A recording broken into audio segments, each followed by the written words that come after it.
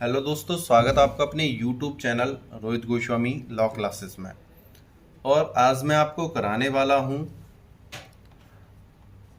LLB first year. Same है हमारा second. LLB first year same है सेकंड। और आज हमारा जो पेपर है, जो हमारे पेपर की आज हम तैयारी कर रहे हैं वो है हिंदू लॉ। हिंदू लॉ यानी कि जिसको हम आधुनिक हिंदू विधि भी बोलते हैं। अब से पहले मैं अपने YouTube चैनल पर काफ़ी हिंदू लॉ की काफ़ी वीडियो डाल चुका हूं, और जो आपके एग्ज़ाम के लिए बहुत ज़्यादा इम्पोर्टेंट है उनको आप जाके देख लीजिएगा। प्लेलिस्ट में वो आपको मिल जाएंगी। और जो भाई अभी नए हैं और जिनको प्लेलिस्ट निकालनी नहीं आती है या वो नहीं समझ पाते हैं वो प्लेलिस्ट क्या है, तो उनको मैं अभी स्टार्टिंग में दिखा देता हूँ कैसे जाके वो अपनी वीडियो को निकालेंगे। आप जैसे हमारे YouTube चैनल पर जाओगे, वहाँ पे आपको क्या करना है अभी आपको मैं सारी चीज़ें बता देता हूँ। YouTube चैनल पर इस प्रकार हमारी जब वीडियो आएगी तो आपको क्या करना है, सीधे ही हमारे जैसे ऐसी वीडियो हो उस पर यहाँ पे क्लिक करना है। क्लिक करके आप जो है यहाँ पे जो प्लेलिस्ट लिख रहा है आप यहाँ पे देख सकते हो, ये लिख रहा है यहाँ पे प्लेलिस्ट। दोबारा देख लो, आपको क्या करना है, इस प्रकार वीडियो निकल के आएंगी हमारी।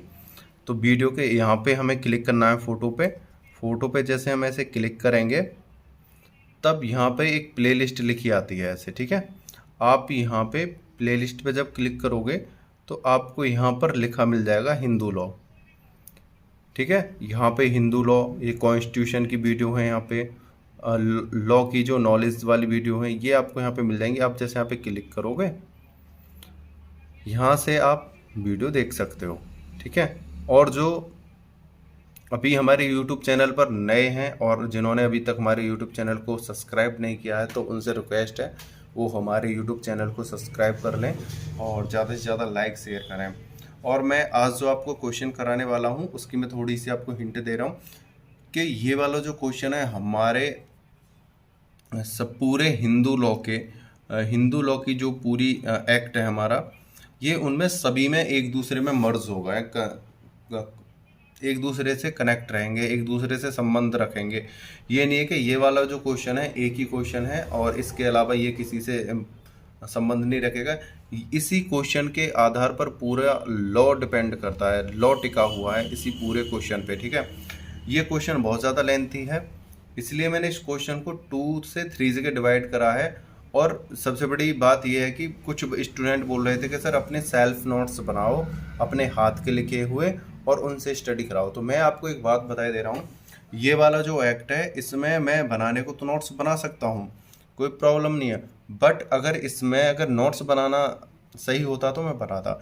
इसमें ज़्यादातर लैंग्वेज, जिस प्रकार हिस्ट्री में ज़्यादा बोलकर लिखा जाता है इसी प्रकार इस वाले एक्ट में है। जितना आप अच्छे अपने शब्दों में से लिख सकते हो, मैं आपको नॉर्मल लैंग्वेज में समझाऊंगा, आप उसे अपनी लैंग्वेज में कन्वर्ट करके चेंज करके आप उस अपने एग्जाम में लिख सकते हो। ये नहीं है कि जो मैं नोट्स बनाऊंगा आप हूबहू उन्हें रटने की कोशिश करोगे, और जब आप रटने की कोशिश करोगे तो तब आपका टाइम जो वेस्ट होगा। मैं आपको बातों बातों में ही ये सारी चीज़ें याद करा दूंगा, ध्यान रखना। और मैं आपको बताए दे रहा हूँ कि अब से पहले जो मैंने आपको लॉन्ग क्वेश्चन कराया है वो ये था कि एक वैध हिंदू विवाह की क्या शर्तें हैं। मतलब जब हम हिंदू विवाह करना चाहते हैं तो हिंदू विवाह के लिए कौन कौन सी शर्तें इंपॉर्टेंट होती हैं, यह वाला मैंने क्वेश्चन आपको कराया है। आप प्लेलिस्ट में जाके इस वाले क्वेश्चन को देख लेना। अब मैं जो आपको क्वेश्चन कराने वाला हूं वो उसी का दूसरा पार्ट है, मतलब हिंदू विवाह का अर्थ, मतलब हिंदू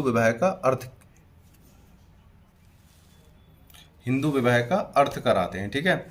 ध्यान रखना और वीडियो को जरा भी स्किप मत करना, बहुत सावधानी से आप वीडियो को देखते रहना। ये नहीं है, सावधानी का मतलब ये नहीं है कि आप काट काट के देखो तो आपकी समझ में नहीं आएगा। बात ये है कि जो सावधानी का मतलब है जो मैं बात बोलूं उन बातों को आपको अच्छे से कैच करना है। सावधानी का मतलब ये है कि और दूसरी बात, आप वीडियो को काट काट के नहीं देखना है। अगर आप वीडियो को काट काट के देखोगे तब क्या होगा कि जो बातें मैं आपको समझाना चाहता हूँ, जो बातें मैं आपको बताना चाहता हूँ, शायद वो उन्हीं 10 या 20 सेकंड में वो बातें निकल गई हों। और कुछ बच्चे कहते हैं सर आप बोलते ज़्यादा हो, टॉपिक पे ज़्यादा ध्यान ना देके बोलते ज़्यादा हो। तो मैं आज उनको एक बात बता देता हूँ, इस प्रकार के एक्ट बुक, किताबें और नोट्स आपको हर जगह अवेलेबल हैं, सब जगह मिल जाएंगी। लेकिन जो मेन चीज़ होती है समझाना, आपके जो ज़्यादा नंबर आएंगे वो समझाने से आएंगे, ना कि रटने से या पढ़ाने से। आपको जो पढ़ाने का जो तरीका है वो है समझा कर पढ़ाना। ऐसे तो आपके पास सभी के पास एक्ट हैं, बुक हैं, यूनिक हैं, नोट्स हैं और अवेलेबल हैं, बहुत तरह की चीज़ें हैं। सबसे मेन पॉइंट होता है आपको किस प्रकार एग्ज़ाम में जाना है, किस प्रकार देना है। तो ये सारी चीज़ें बहुत ज़्यादा इम्पोर्टेंट करती हैं। और आज आपके जो भी डाउट थे, जितनी भी कमेंट आ रही थी, वो सारी चीज़ें मैं आपको बता चुका हूँ। और अब जो नेक्स्ट वीडियो आएंगी आपको डायरेक्ट स्टडी कराई जाएगी, ना कोई टॉक ना कोई। अगर आपकी कोई कमेंट होगी तो कमेंट का जवाब कमेंट से दे दिया जाएगा, या अगर आपको कोई और सवाल होगा या कोई वीडियो होगी वो डायरेक्ट आपको बना के दे दी जाएगी। आप परेशान ना होइए, पूरे एग्ज़ाम की तैयारी मैं आपकी कराने वाला हूँ। एक भी क्वेश्चन ऐसा नहीं छूटेगा जो एग्ज़ाम में नहीं आता है। आप बेस बनाओ। अगर मैं आपको 10 दिन भी अगर स्टडी कराऊंगा ना, तो 10 दिन में आपके पाँचों के पाँचों एक्टों की तैयारी करा दूंगा। आप परेशान ना हो ना, पेशेंस लगा के बैठे रहना। बस होपलेस रहोगे, मैं भी आपके लिए कुछ नहीं कर पाऊंगा, चाहे आप कितनी मेहनत कर लेना। आप पेशेंस बना के बैठे रहो बस। जिम्मेदारी मेरी है, पहले भी ली थी, अब फिर ले रहा हूँ। सारी चीज़ें कराऊंगा, ठीक है ना। अब मैं वीडियो को बनाता हूँ, थोड़ा समझाता हूँ आपको, और ध्यान से मन लगा के पढ़ना। और जो इम्पोर्टेंट चीज़ें हैं मैं बता चुका हूँ कि नोट्स किस प्रकार बनाए जाते हैं। थ्योरी उतारना नोट्स नहीं होता है, नोट्स होता है इम्पोर्टेंट चीज़ों को उतारना, ठीक है। एक बार और बता दूंगा मैं आपको। चलते हैं अपनी वीडियो पे। अब देखते हैं हम अपना, इसका जो ए पार्ट है वो मैं पहली वाली वीडियो में करा चुका हूँ। इसका जो स पार्ट है वो दूसरा पार्ट मैं आपको कराने वाला हूँ। शून्य विवाह का अर्थ। हिंदू विवाह अधिनियम 1955 की धारा 11 के अनुसार शून्य विवाह कोई विवाह नहीं है।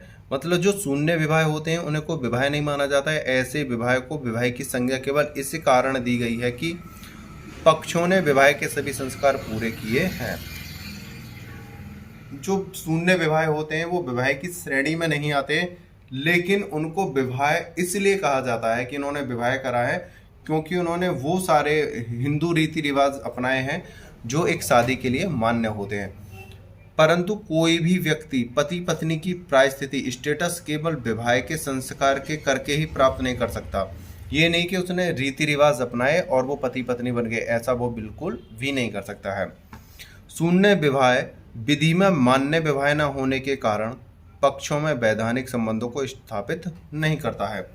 यहाँ पर टोटल बात यह कही गई है कि जब कोई व्यक्ति दुबका चोरी या ऐसे संबंधों से जो अवैधानिक है, जो वैधानिक रूप से शादी करने के लिए तो मान्य है लेकिन अवैधानिक रूप से मान्य नहीं है, और अवैधानिक तरीके से रीति रिवाज से वो उस लड़की से या लड़के से शादी करता है, तो ऐसे विवाह शून्य कहलाए जाएंगे। लेकिन विवाह उन्हें इसलिए कहा जा रहा है कि उन्होंने वो विवाह के वो कार्यक्रम जो संस्कार थे वो पूरे किए हैं। शून्य विवाह विधि में मान्य विवाह न होने के कारण पक्षों में वैधानिक संबंधों को स्थापित नहीं करता। मतलब जो हमारी विधि है वो इसे मान्य नहीं मानती है। शून्य विवाह पूर्णतः प्रभावहीन होता है। इसके अंतर्गत पक्षों के बीच किसी भी प्रकार के अधिकार, कर्तव्य और दायित्वों का जन्म नहीं होता है। ऐसे विवाह हो तो जाते हैं लेकिन इनके अंतर्गत ऐसे कभी अधिकार, कर्तव्य और दायित्वों का जन्म नहीं होता है। ऐसे विवाह आरंभ से ही शून्य होता है। ऐसे विवाह को पक्षों द्वारा न्यायालय की डिग्री द्वारा शून्य घोषित करना आवश्यक नहीं है, क्योंकि यह स्वतः ही शून्य होता है। इसमें यह नहीं कि अगर कोई एक लड़की और लड़का ने ऐसी शादी की जो शून्य है, उसको न्यायालय में जाकर उसको शून्य घोषित कराना आवश्यक नहीं है, क्योंकि जो ऐसे जो शादी होती हैं, जो ऐसे जो विवाह होते हैं वो पूर्ण रूप से पहले से ही क्या होते हैं, शून्य होते हैं। यदि पक्षों द्वारा इस आशय की डिग्री प्राप्त की जाती है तो भी न्यायालय इस तथ्य की घोषणा मात्र करता है कि विवाह शून्य है। देखो इसका जो मोटा सा अर्थ है, जब जो अब हमें लिखना है वो क्या है, शून्य विवाह कोई विवाह नहीं है। शून्य विवाह केवल हिंदू रीति रिवाज से शादी करने के उपरांत जो वो संस्कार पूरे करते हैं उसकी वजह से उसे विवाह कहा जाता है। शून्य विवाह प्रारंभ से ही शून्य होते हैं। शून्य विवाह को न्यायालय में जाकर शून्य घोषित नहीं कराया जाता, क्योंकि शून्य विवाह पूर्ण रूप से पहले से ही शून्य होते हैं। यदि पक्षों द्वारा इस आशय की डिग्री प्राप्त की जाती है तो न्यायालय इस तथ्य की घोषणा मात्र करता है कि विवाह शून्य है। अगर न्यायालय में भी जाते हैं तो भी न्यायालय यही कहता है कि ऐसे विवाह जो हैं शून्य है। हमें सिर्फ इतना लिखना है जो अभी मैंने आपको बोला था, जो एक स्टेटमेंट दिया था, सिर्फ इसके अंदर इतना लिखना है। और मैं आपको बता दे रहा हूँ, सबसे पहले जो आपका जो नंबर मिलने का जो चांस होते हैं, सबसे पहले मेन पॉइंट होता है हेडिंग एंड सेक्शन। आप जितनी बेहतरीन हेडिंग डाल दोगे, जितने अच्छे से सेक्शनों को लिख दोगे, उससे ज़्यादा नंबर आपको नहीं मिलने वाले हैं। आप हेडिंग लिखो, सेक्शन लिखो, बहुत अच्छे नंबर आने वाले हैं, ठीक है, जिससे ज़्यादा से ज़्यादा नंबर आप प्राप्त कर लो। आपको ज़्यादा नंबर बिल्कुल भी नहीं मिलेंगे अगर आप हेडिंग नहीं डालोगे और सेक्शन नहीं डालोगे, चाहे आप कितना बेटर लिख लेना। सबसे बड़ा खेल लॉ के अंदर हेडिंग्स का और सेक्शन का ही है, ठीक है। शून्य विवाह के आधार, ग्राउंड्स ऑफ वॉइड मैरिज।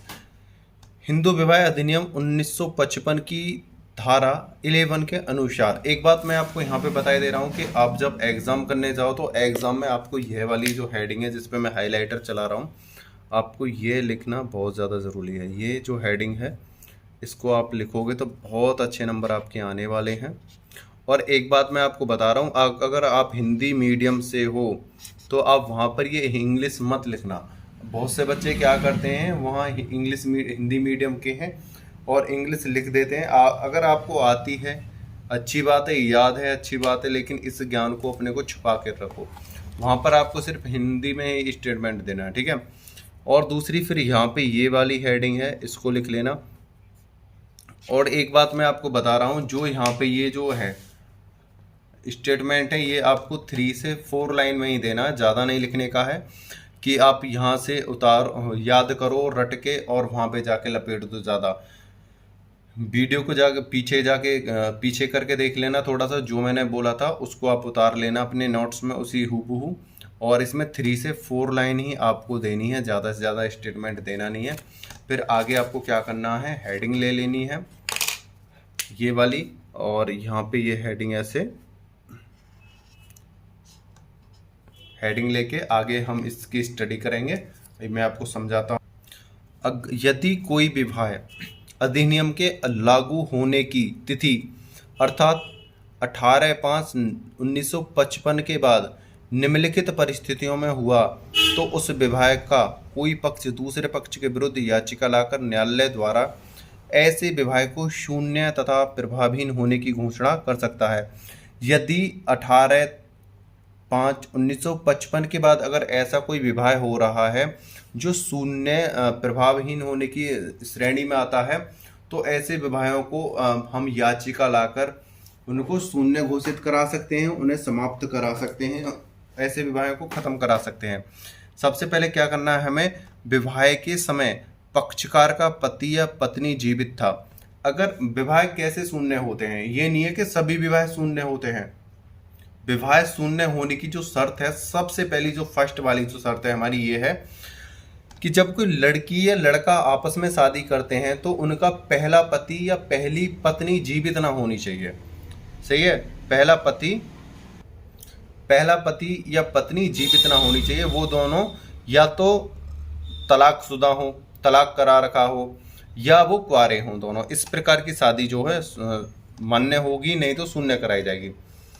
विवाह निषिद्ध संबंधों की डिग्रियों के भीतर था जब तक कि प्रत्येक पक्षकार की रूढ़ि या प्रथा द्वारा ऐसा विवाह मान्य ना हो।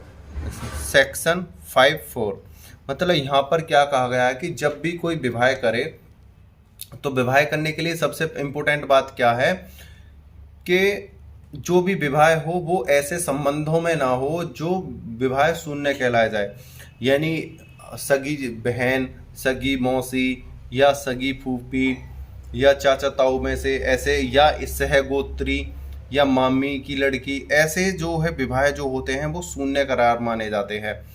विवाह जो हो अलग गोत्रों में हो और ऐसे संबंधों में हो जो समाज और प्रथा के अनुसार अमान्य ना हो। कैसे हो? मान्य हो। ठीक है, आगे चलते हैं। थर्ड नंबर का पॉइंट क्या है हमारा, वो और देख लेते हैं। थर्ड नंबर का पॉइंट है हमारा, विवाह के पक्षकार आपस में सैपिंड थे जब तक कि प्रत्येक पक्ष की रूढ़ी या प्रथा के द्वारा ऐसा विवाह मान्य नहीं है। सेक्शन 555 यहाँ पर क्या है कि अगर पक्षकार जो है सैपिंड हैं, एक ही गोत्र के हैं या आपसी भाई बहन हैं या कोई ऐसा रिलेशन है जो समाज में मान्य नहीं है, तो ऐसे विवाह क्या होंगे, वो ऐसे विवाह शून्य माने जाएंगे और शून्य करार दिए जाएंगे। मैं हाइलाइटर चला देता हूँ आपको, हाइलाइटर के अकॉर्डिंग जो जो मैं बताता जा रहा हूँ सिर्फ इतना ही आपको एग्जाम में लिखना है, उससे ज़्यादा लिखने की कोशिश नहीं करनी है। जो मेन पॉइंट है वो ये है, ठीक है। इसी प्रकार ये सेकंड पॉइंट है, ये वाला ये कर लेना, और जो हमारा थर्ड पॉइंट है वो ये वाला है, ये हम डाल देंगे अपने एग्जाम में। ठीक है, आगे चलते हैं, थोड़ा सा बात करते हैं हम। अब हम बात करते हैं कि जो हमने शादी की है, जो हमने विवाह किया है, तो उसको हम शून्य कैसे करा सकते हैं। शून्य की जो डिग्री है, जो याचिका है, वो कौन पेश कर सकता है, ये सबसे बड़ी बात आती है। तो यहाँ पे एक बात ये है कि सपोज करो लड़की लड़का ने शादी करी और पता चला कि जो हमने शादी करी है वो तो वैलिड ही नहीं है, वो तो अनवैलिड है। तो ऐसे में क्या है, तो कौन सा पक्ष जाके और किस प्रकार से वो याचिका दे सकता है, ये बात मैं आपको इसी में बता देता हूँ। सेक्शन 11 के अधीन याचिका कौन कर सकता है। यहाँ पर एक क्वेश्चन करा गया है और इसका आंसर भी दिया गया है कि सेक्शन 11 के अधीन याचिका कौन कर सकता है, या ये सेक्शन 11 के अनुसार यहाँ पे देखते हैं, शून्य विवाह का कोई भी पक्ष, या औरत हो या पुरुष, दोनों में से याचिका पेश कर सकता है। पति पत्नी में से कोई भी व्यक्ति याचिका पेश कर सकता है। इसके वैध विवाह का पक्षकार याचिका प्रस्तुत नहीं कर सकता। इसके वैध विवाह का पक्षकार याचिका प्रस्तुत नहीं कर सकता। जो वैध विवाह का जो पक्षकार है, जो कानूनी तरीके से वैध है, यानी जो मान्य है, ऐसे पक्षकार अपने विवाह के लिए ऐसी याचिका नहीं दे सकते हैं। जो धोखेधड़ी से या किसी को परेशान करके या जबरदस्ती किसी को दबाव बनाकर अगर शादी की जा रही है, तो ऐसे पक्षकार जो है अपने जो याचिका ला सकते हैं। और जो वैध हैं, यानी जो विधि विधान से और कानूनी तौर तरीके से जो शादी हुई है, ऐसे पक्षकार जो है याचिका नहीं ला सकते हैं। यहाँ पर एक आपको एग्जाम्पल भी दिया गया है, ये है परस्वामी बनाम सोरनाथा मल। ये वाला जो आप अपने एग्जाम में उतार दोगे तो आपके बहुत अच्छे नंबर आने वाले हैं, और ये आप लिख देना, ये वाला भी यहाँ से आप ये भी लिख देना, आपके बहुत अच्छे नंबर आएंगे जिस प्रकार मैं आपको समझा रहा हूँ। और दूसरी बात, सबसे बड़ी बात मैं आज आपको कह रहा हूँ, जो बच्चे रट के याद करना चाहते हैं, जो रट के पढ़ना चाहते हैं, उनसे तो मैं एक बात कहना चाहता हूँ, उस चीज़ों को हमें समझना है, ये क्या रहा है। अगर सपोज करो अगर हम एक ही क्वेश्चन को उठाएं, अगर एक ही क्वेश्चन अगर हमारे एग्जाम में आ जाता है, तो मैं कह रहा हूँ एक भी बच्चा पास नहीं हो पाएगा। क्योंकि अगर हम डिक टू डिक बिल्कुल कॉपी टू कॉपी अगर हम करेंगे तब हम कुछ नहीं कर पाएंगे। हमें क्या करना है, अपनी लैंग्वेज में समझना है, इम्पोर्टेंट चीज़ों को नोट करना है और हमें एग्जाम जाके दे देना है, ख़त्म। और जो बच्चा रट के जाएगा कि बिल्कुल यहाँ पे ये आना है, इस लाइन के बाद बिल्कुल ये लाइन आनी है, एग्जामिनर समझ जाता है ये तो भाई कॉपी है, बिल्कुल ऐसे फिर नंबर भी नहीं देते हैं एग्जामिनर। ठीक है, तो हमें अपनी लैंग्वेज में करना है। तो यहाँ पे क्या है, धारा 11 के अधीन याचिका कौन कर सकता है। धारा 11 के अनुसार शून्य विवाह का कोई भी पक्ष, यानी लड़की या लड़का कोई भी कर सकता है। इसके विपरीत अब जो है इस वाले में जो यहाँ पे लिखा है, इसके वैध विवाह का पक्षकार याचिका प्रस्तुत नहीं कर सकता। जो कानूनी तरीके से विवाह है हुआ है, वो वाला पक्षकार ऐसे विवाह की याचिका दायर नहीं कर सकता है। पर स्वामी बनाम सोरनाथामल 1968 मद्रास 124 में कहा गया है कि विवाह शून्य घोषित कराने की याचिका विवाह के दोनों पक्षों में से कोई भी पेश कर सकता है। इसमें ये एक केस आया था, इस पे जो है मद्रास राज्य ने जो है इसे सॉल्व करा था और उसमें कहा था कि लड़की या लड़के में से कोई भी पक्ष जो है आकर विवाह की याचिका दे सकता है। शून्य विवाह का अर्थ आगे देखते हैं। शून्य विवाह का अर्थ,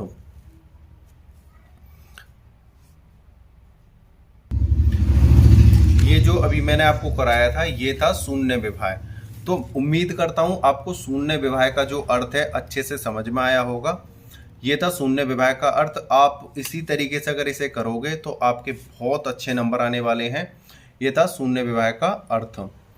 अब जो है मैं आपको एक चीज बताने वाला हूं। ये शून्य विवाह का जो अर्थ है आपको कॉपी टू कॉपी कर देना है, बिल्कुल इसमें फेरबदल नहीं करना है और अपनी लैंग्वेज में पुट करना है इसे, ठीक है, अपनी लैंग्वेज में इसे लिख देना है।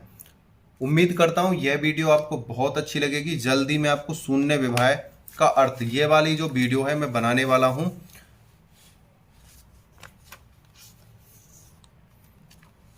और मैं आपके लिए बहुत ही जल्द शून्य विवाह का अर्थ, शून्य विवाह जो होता है वो वाली वीडियो, ये वाला जो क्वेश्चन है इसको मैं बहुत जल्द वीडियो में लेके आने वाला हूँ। क्योंकि अगर मैं एक ही क्वेश्चन में एक ही वीडियो में सारे क्वेश्चन डाल दूंगा तो आपका जो दिमाग है वो इन्हें समझने की जो क्षमता है वो आपकी मिक्स हो जाएगी, सारी चीज़ें जो क्या हो जाएंगी, मिक्स हो जाएंगी, फिर आप समझ नहीं पाओगे। तो ये था शून्य विवाह का अर्थ। अब मैं शून्यकरणीय विवाह जो है वो नेक्स्ट वीडियो में आपको देने वाला हूँ, जिससे आपकी ये सारी चीज़ें जो क्लियर हो जाएंगी।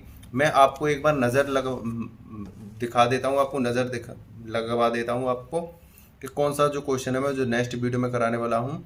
आप इसमें नज़र मार सकते हो। शून्यकरणीय विवाह का अर्थ ये वाला मैं अभी बहुत ही अच्छे से आपको कराने वाला हूँ और आप पेशेंस के साथ बने रहिएगा। मैं जल्द से जल्द आपके कोर्स को कंप्लीट करा दूंगा, ठीक है ना।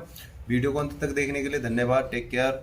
लेकिन एक बात और मैं आपको जाते जाते बता दूं, मेरी जो तबीयत है बहुत ज़्यादा काफ़ी दिनों से ख़राब चल रही थी और अभी भी मेरी तबीयत ज़्यादा अच्छी नहीं है।